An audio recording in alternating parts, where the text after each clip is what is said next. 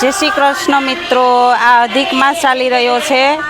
તો પહેલાંના સમયમાં કેવું હતું કે મોટી મોટી બૈરાઓ ગોર પૂંજવા જતા હતા.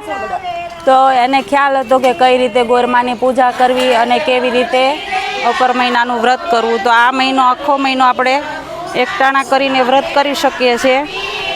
તો આપણે એની પૂજા કરવા માટે આટલી સામગ્રીની જરૂર પડશે. પ્રસાદ લીધો છે, વાયટું લીધી છે, ફૂલ લીધા છે, નાગલા લીધા છે, ચૂંદડી લીધી છે, અબીલ, ગુલાલ, કંકુ, ચોખા, ચંદન, ચોખા છે, ઘઉં છે અને એક ફળ છે અને પાણીનો લોટો છે.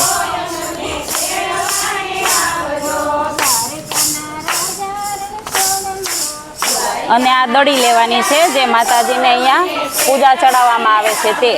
તો હું હમણાં તમને પૂજા કરીને બતાવીશ કે કઈ રીતે પૂજા કરવાની. તો આપણે ધ્યાનથી જોજો અને સાંભળજો. તો સૌ પ્રથમ છે ને આપણે દીવો પ્રગટાવવાનો છે. કોઈ પણ કાર્ય આપણે કરીએ ને એટલે દીવો પ્રગટાવવાનો હોય છે અને દીવાની જ્યોતને સામે જ આપણે પૂજા પ્રદક્ષિણા કરવાની હોય છે. જ્યારે આપણે કથા કરીએ, યજ્ઞ કરીએ તો બ્રાહ્મણ છે ને આપણને પહેલાં દીવો પ્રગટાવવાનું કે દીપ જ્યોત. તો દીવો પ્રગટાવી અને કોઈ પણ પૂજા કરવાની હોય છે તો આપણે પહેલાં દીવો પ્રગટાવી લીધો છે.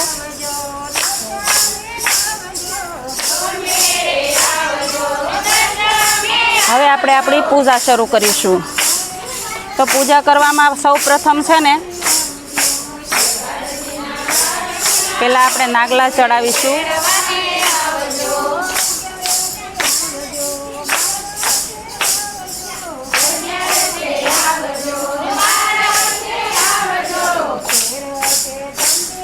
અને ચૂંદડી ચડાવીશું.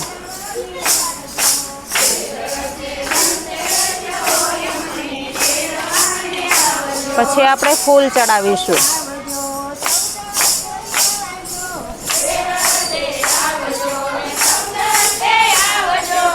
સોપારીની પૂજા કરવામાં આવે છે. અહીંયા એક સોપારી રાખેલી છે તો એની પણ પૂજા કરવાની છે આપણે.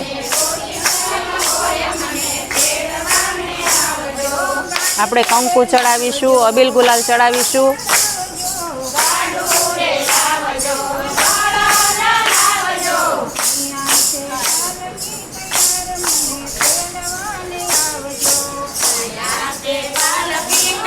અબીલ ગુલાલ કંકુ જ્યારે ચડાવો ને ત્યારે આપણે જે સોપારી મૂકેલી હોય ને એ સોપારી પર પણ અબીલ ગુલાલ કંકુ ચડાવવાનું હોય છે. તો એ સાથે સાથે ચડાવતું જ જવાનું છે. હવે આપણે ચોખા ચડાવીશું.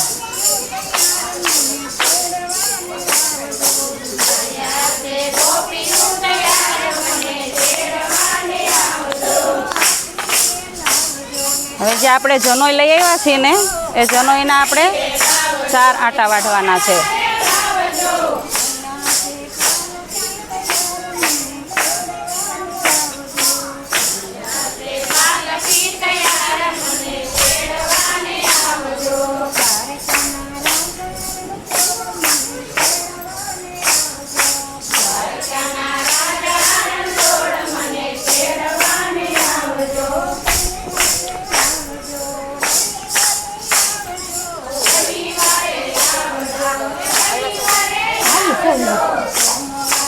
તો આપણે અહીંયા 4 આટા વાઢા પૂરા કર્યા છે. હવે 4 આટા લઈ અને આવી રીતે જનોઈ બનાવવાની છે અને અહીંયા પુરુષોત્તમ ભગવાનને ચડાવવાની છે. આવી રીતે 4 લેવાના છે અને અહીંયા આપણે જે સોપારી મૂકેલી હોય ને એની ઉપર ચડાવવાનું છે. આવી રીતે આપણે પૂજા કરવાની છે અને જે પ્રસાદ લાવ્યા હોય એ આપણે ગોરમાને ધરાવવાનો છે. તો અહીંયા પ્રસાદનો થાળ પડેલો હોય ને એમાં પ્રસાદી મૂકી દેવાની છે અને જે જળ લાવ્યા છે એ જળ ચડાવવાનું છે. બોલો કાઠા ગોર્યમાની જય, પુરુષોત્તમ ભગવાનની જય, કૃષ્ણ કનૈયા લાલ કી જય, ગોવર્ધન નાથ કી જય.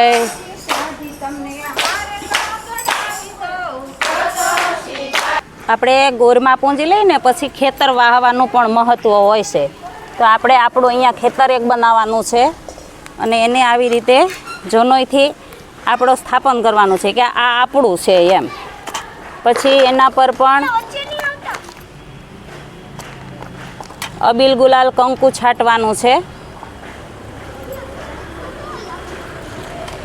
ચોખા ચડાવવાના છે.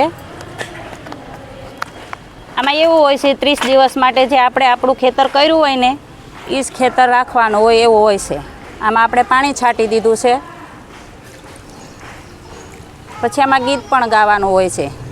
ગંગા કાંઠે ખેતરા રે નમો નારાયણાય વાવજો જમણે હાથ રે હરિહર વાસુદેવા કૃષ્ણએ ખેતર ખેડ્યા રે નમો નારાયણાય ખેડી સે કાશીની બોમરે હરિ હર વાસુદેવા કૃષ્ણએ હળ જોડ્યા રે નમો નારાયણાય રાખ્યા છે અર્જુન ભીમર હરિહર વાસુદેવા. બોલો કાઠા ગોરમાની જય. પછી જે આપણે પાણી વધ્યું હોય ને એને અહીંયા પીપળે ચડાવવાનું છે. અહીંયા પીપળો પણ છે અને તુલસીમાં પણ છે. બોલો વિષ્ણુ ભગવાનની જય. ઓમ નમો ભગવતે વાસુદેવાય. ઓમ નમો ભગવતે વાસુદેવાય. ઓમ નમો ભગવતે વાસુદેવાય. બોલો કૃષ્ણ કનૈયા લાલ કી જય.